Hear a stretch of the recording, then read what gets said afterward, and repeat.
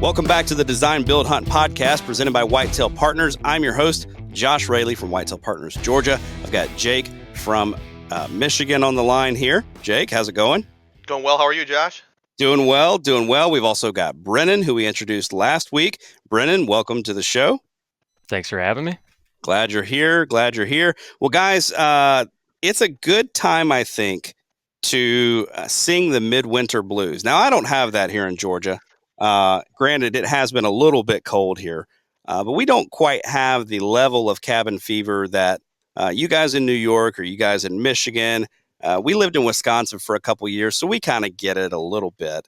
But, southern Wisconsin wasn't too terribly bad. But, cabin fever starts to set in this time of year. We're chomping at the bit. We're ready to get going on some habitat projects. I know I've got a lot of clients who are kind of in the pipeline who are ready to get going, but as far as they're concerned, they wish I could have been there last week, doing their property. But hey, everything's got an order, right? We've got to move through and serve people when we can. But I'm curious what you guys are doing to beat the cabin fever or maybe just make the most of the time. I mean, we just got a bunch of snow dumped on us. Not exactly easy to be navigating the timber.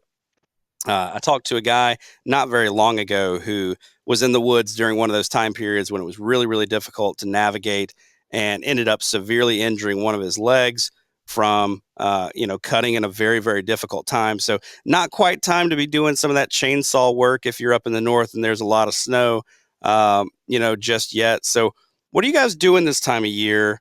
Maybe just to get by and make it to when you really can get out there and get after it.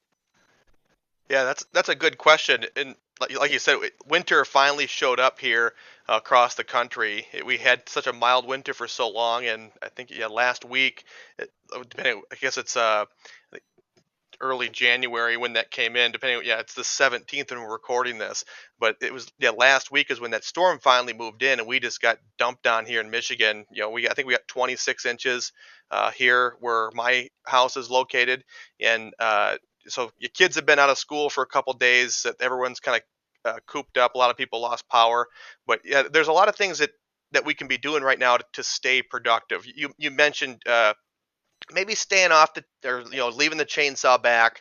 It's not really safe right now with all the snow on the ground to be dropping trees. If something went wrong and it starts dropping the wrong way, it's harder to get out of the way or if a mistake were to happen. So it's best just to leave the chainsaw down, especially when dropping larger trees.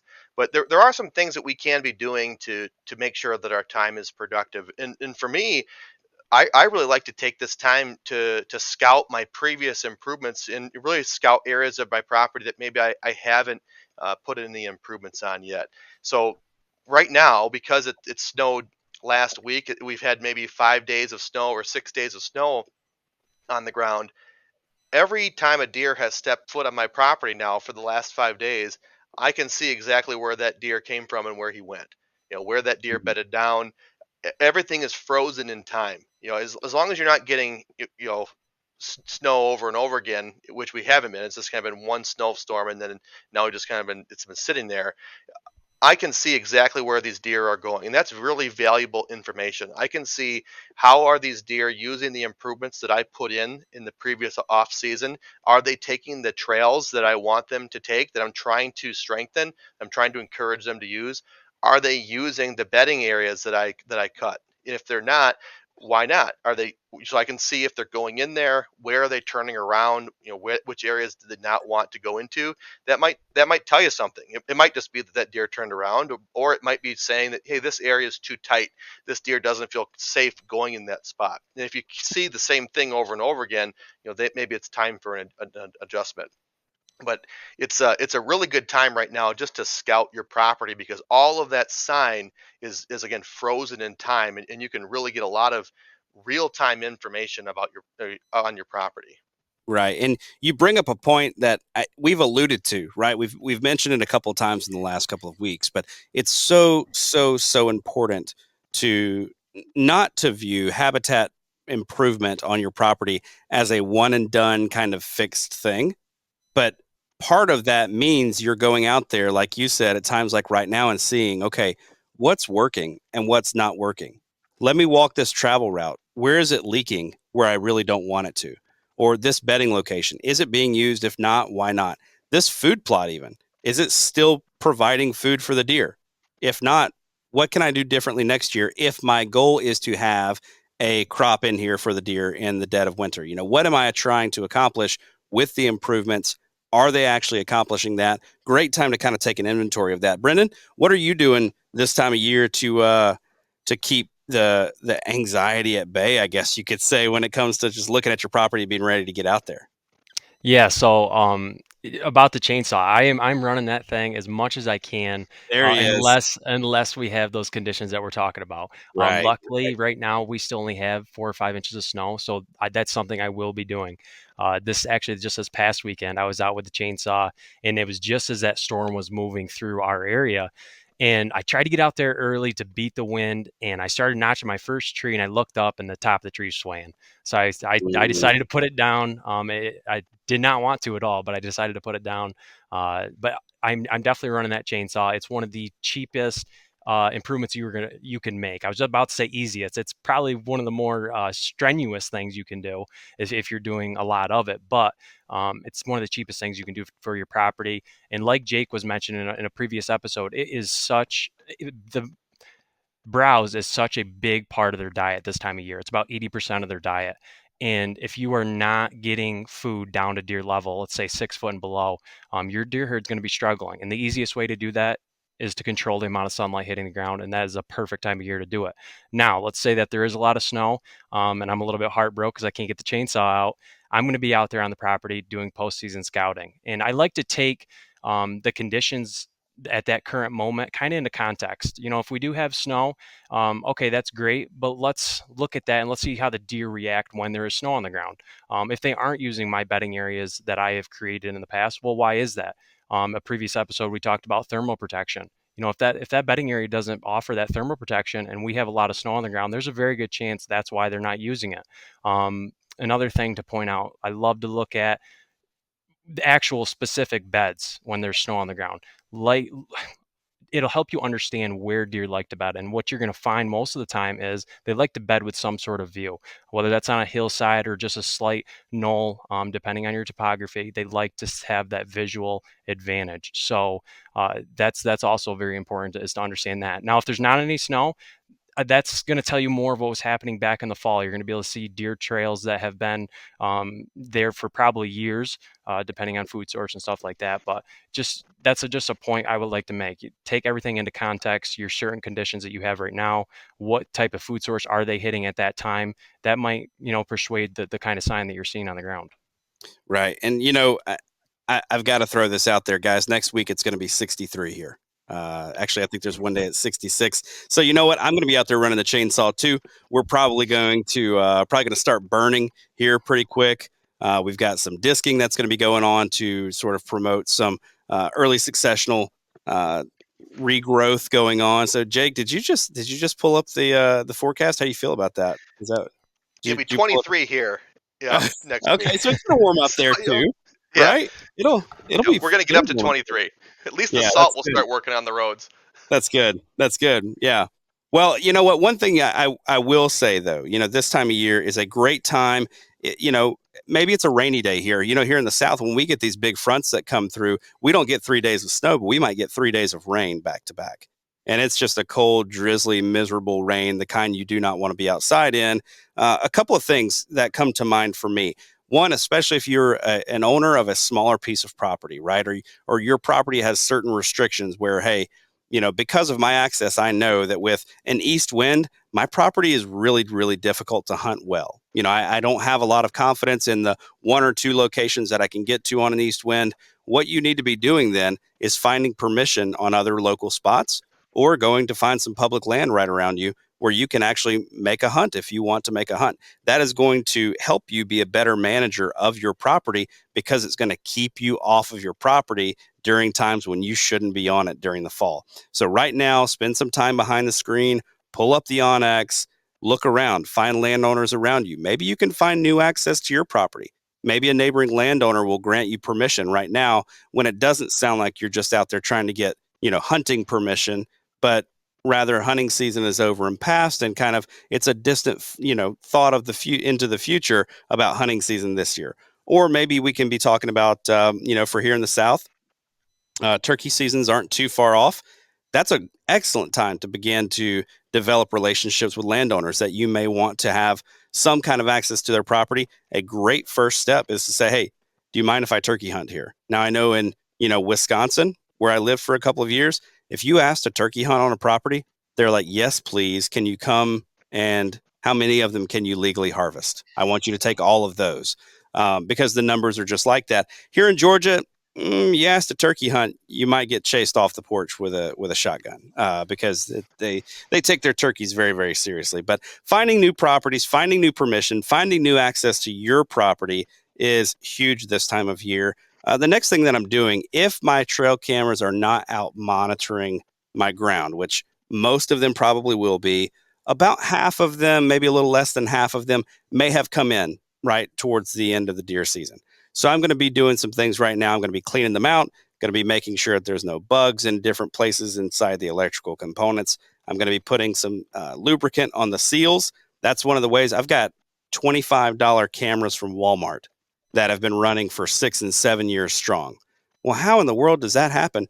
Well, cameras are cameras. The seal on that camera, the weatherproofing on the camera, is what makes that camera run for the long haul. So keep those seals lubricated very well every year. And next thing you know, cameras start lasting a really long time. Just the way it works. Start spraying a little bit of permethrin on them and bugs stop crawling inside. Well, boy, next thing you know, your cameras are lasting you 6 or 7 years. So that's a couple of things that I'm doing when I'm inside and can't get outside. But like I said, I'm with you, Brennan. I'm firing up the chainsaw. I'm walking properties just like you, Jake, and just trying to see, okay, what are the deer doing here? But along those lines, guys, I'm curious if you have been on your property lately and found something that maybe surprised you or maybe didn't work. Jake, we went into your bedding location that we've talked about on a previous episode. They weren't using it quite how you anticipated. You had a plan for how you were going to fix that, but anything else? Any improvements that you've installed that just didn't turn out the way that you wanted it to? I'm curious what we can learn from that. That would be the number one improvement that hasn't, or I guess a section of it. So it wasn't the entire bedding area. It was just a section of it that it was just too tight. I dropped a lot of mature red oaks, and that was just a section of it that I didn't get a lot of time to start actually taking out the trunk of the tree. So it was just a lot of down. It was just a lot of junk in the way. It was tough for me to get through, tough for my kids to get through, and like if it's tough for us to get through, those deer aren't going to do it. So it made sense as to why they weren't using that a lot. Um, I guess what trying to think of something that maybe surprised me on the property. Man, that's a good question. I didn't really think about that one, but Well, you don't have a lot of time to be out there just yet either, scoping things yeah, out. So. but like I do a lot of scouting. Like I've had this property for a year and a half now, and I have done a lot of scouting up until this point. So I know how these deer move through the area. I've got really defined pinch points just from topography and like some lowland areas with that standing water. So like, how these deer move, it's very consistent with how they should move, and I just try to really build upon that and try not to make them do things that they don't want to do.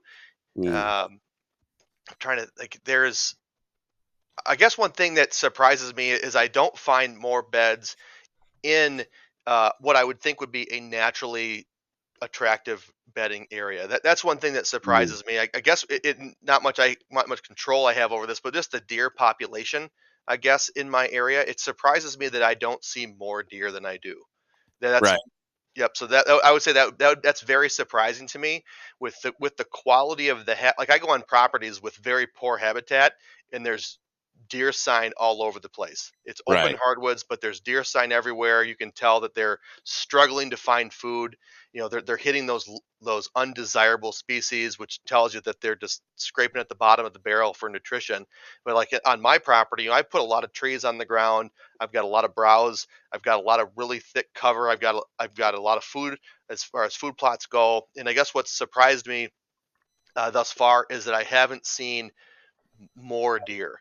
Like it just Mm, the population in my area is not what I would have thought it would have been. It just for one reason or another that still kind of is stumping me. And it might right. just be like the neighbor across the river from me. He's lived there for a long time. He mentioned that a few years back there was a huge EHD kill.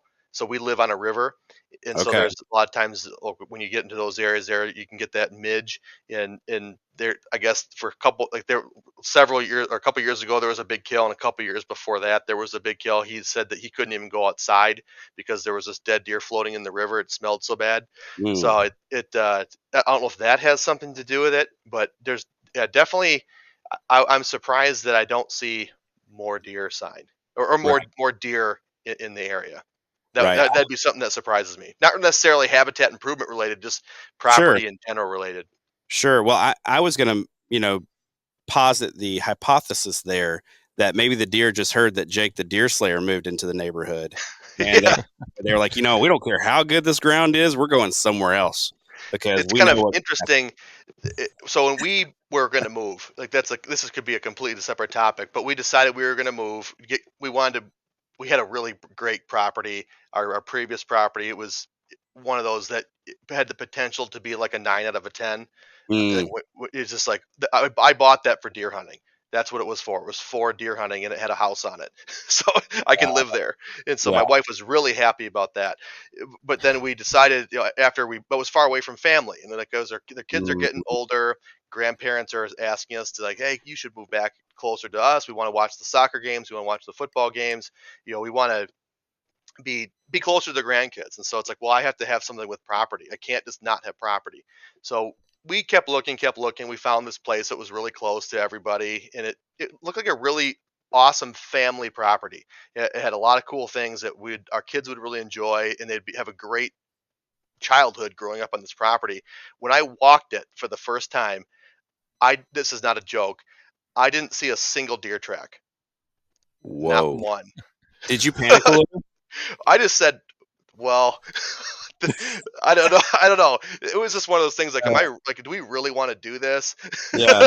Like, I don't know. Um, So I didn't see it. Not a single rub, not a single scrape, not a single deer track. And we walked it in March. There was no snow, so you'd still be able to see the scrapes. You'd still be able to see some historical sign with rubs. It was kind of wet ground. You'd be able to see tracks. Yeah, so I mean, there's way more deer here now than when we bought it a year and a half ago. But I guess I'm just surprised that I haven't seen more. So right. Right. it's trending in the right direction, but I just wish it would go faster. Yeah. Yeah. I get that. I get that. Brendan, anything surprise you or anything that as you're walking one of your properties that you're saying, hey, I intended for this to do this. The deer didn't really do what I thought they were going to do in response. Yeah, I think I have one for each of those. I'll go for the surprise first. This year, I was surprised at the amount of food that we had left in our food plots. Talking about again cabin fever and how to get out of that. One of the best things to do postseason is if you are planning food plots is to assess those food plots, see where they stand, how much food is left in them, did they reach your requirements and your goals for that food plot. Were you trying to feed the deer for the entire winter, or were you trying to just have a nice food plot to hunt over? On our property, there's not much ag around. The majority of it is, a lot of hay fields, where obviously farmers go and cut off hay for their cattle. But so we are pretty much the primary food source for these deer in the neighborhood. And I was very surprised on how little food we had left. Like I said, with the acorn crop that we had this year, we plant about 4 acres of corn, and as of right now, we have maybe 10% left. I mean, we are very, very low, and we have a lot of winter left. Where last year we had again the same amount of corn, but we went into the spring with 50% plus of that corn left. Now, the only thing I can relate it to is last year we went a little bit heavier on our doe harvest. That's really my only guess. And our corn did not establish quite as well this year. So those are two things. But that just goes to show all of our listeners here. I mean, this is something you have to adapt to and take notes every single year about your property, and literally take notes, because you think you'll remember, and you trust me, you won't remember. You've got a lot of stuff going on in your head. You need to write this stuff down, that way you can look Yeah, back at it and reassess. There we go. Yep. that's great. See. I've got my little notebook right here. This holds all the secrets. So Yes, yeah, exactly. So make sure you're writing that stuff down. Then come, next planting season, come in the spring, I'm going to be able to reassess that. And, what do we need to do? On our property, we plant like 10 acres of food plots, which is quite a bit for us. And so I can't up the amount of food that I'm planting on the property. So maybe we need to reassess our doe harvest, and maybe do need to take a few more doe. So just, take your notes and go year by year, and at the end of it you'll come out, on the plus side. So I guess one thing, as far as the other question, something that did not work on the property, similar to Jake's, it was a bedding area that I cut a little bit too thick, I would say. It had a lot of stems per acre. So it was an area where I should have used kind of a diverse cutting, and I'll try to explain that the best I can. These trees were 5-6 inches in diameter. Most were red maple, maybe some ash here and there. And I went in and I tried to hinge cut quite a few of them into piles, to where I'm kind of segregating that small half-acre bedding area into different sections. And what ended up happening was I hinge cut too much. Okay, there was way too much cover on the ground to where the deer just felt way too secluded, and back to deer like to bed with a view. So what we notice is, this cutting was down on a flat, and right behind it, the hill rolled up, and it actually worked out good, is because the deer laid up on top of that hill and looked over top of the cutting that we did, just because they didn't like to feel confined down where all those hinge cuts were. So what we've started to do is use a diverse type of cutting. So I like to go in there, and maybe I will hinge cut a few trees and create some sort of barricade or wall to segregate it. But the trees in between those pockets, I want to go in and I want to either complete cut and remove and get out of there, or add to that pile. Or I might go in there and hack and squirt or girdle and spray, using a diverse cutting to make sure that you have instant side cover on the ground, but not too much to where the deer are going to feel confined. That mosaic style cutting is going to give you the best results. If you're looking for diverse habitat, you need to use diverse habitat techniques to obviously create that. That's extremely important. right. Very, very good. Well, guys, anything else that we need to leave folks with? This has prompted in me, I think, an idea for another episode. I want to talk about our biggest habitat fails. So if you want to hear that one, you're going to have to tune back in a couple weeks. I want to wait till we can get the whole crew on here, because I want to hear. I know between the seven of us or so, we've made a lot of big mistakes. So I want to hear some of them. So, but anything else you guys want to leave people with tonight? I think we're good. There's a lot of things that we can cover right now that guys could be doing. Like we won't get into it, but there's two things that I'm doing right now as well. Is you mentioned, Josh, your trail cameras that you're kind of bringing in. You can start talking or working on your inventory for next year. See which bucks survived and start putting those in folders, and start backtracking and looking at pictures from this previous fall. Try to pattern those deer. Also, you mentioned talking with neighbors to potentially gain permission. For me, I'm talking with my neighbors, but it's not necessary to gain permission, but it's more to here in Michigan, a lot of guys start what are called whitetail cooperatives, and Right. that's you can only with habitat management in your property, you really try to control what you can control, but really you can only do so much depending on the size of your property. That's just real life. And so if you really want to maximize, send your property to the next level, as well as the area to the next level, you have to have the more neighbors you can get on board with sharing similar goals as you, the higher your goals can be. So if you have a lot of neighbors that are not on the same page, you it's going to be more difficult for you to accomplish your goals. But if you can get a lot of guys on the same page as you, it becomes a little easier. So a lot of guys, and myself included, we start what are called the whitetail cooperatives, where we get a lot of landowners.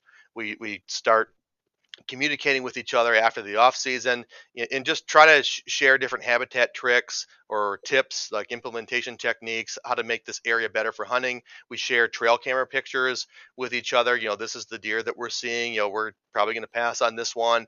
And not every, you don't need every neighbor to get involved. But if you can get majority of the landowners that surround your property involved in a cooperative, just like-minded people trying to accomplish a similar goal, you can really see the hunting in your area improve, because you're not going to really get the DNR to uh, cooperate a lot of times with regulation change. So you have to kind of take things into your own hands and see if you can just make the area better yourself. But again, that could be a completely separate episode as well, diving into whitetail cooperatives and what you can do just from within the neighborhood to improve your deer hunting. Yeah, I just wrote that down. I was like, that's an episode, because we don't have a lot of that in the South. We have loose agreement, or loose understandings of, oh yeah, that's Jim's place. I know Jim, doesn't shoot small deer, but Yep.